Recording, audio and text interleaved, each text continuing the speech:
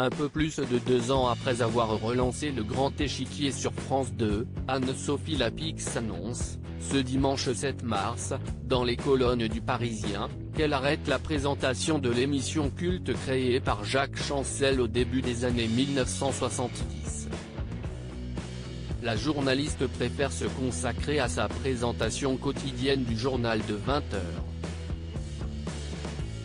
L'actualité est très intense avec la crise sanitaire et s'annonce tout aussi dense avec la présidentielle.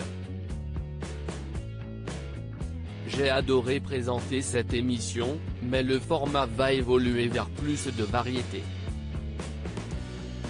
Ça ne me correspond plus tout à fait, explique-t-elle, chez nos confrères. Anne-Sophie Lapix sera remplacée par Anne-Elisabeth Lemoine. Cette dernière lui avait déjà succédé, il y a quelques années, à la tête de C'est à vous sur France 5. En février dernier, c'est elle, déjà, qui présentait le dernier numéro du Grand Échiquier après le test positif au Covid-19 d'Anne-Sophie Lapix. Ça a été une période très étrange où je me suis soumise à l'isolement pendant 7 jours alors que j'avais continué à me rendre à la rédaction même pendant les 2 confinements.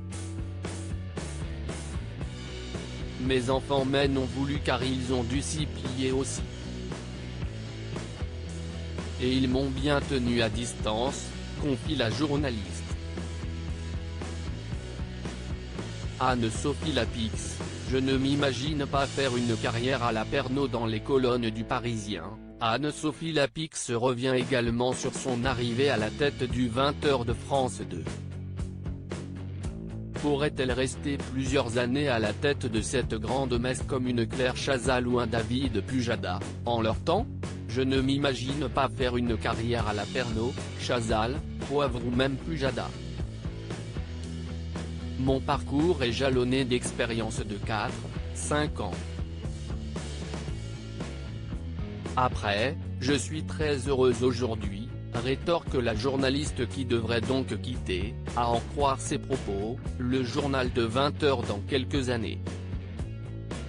Sera-t-elle alors, une nouvelle fois, remplacée par Anne-Elisabeth Lemoine? Je le lui souhaite, si est un super job aussi. Même si je ne suis pas certaine que ce soit vraiment son but, rigole-t-elle.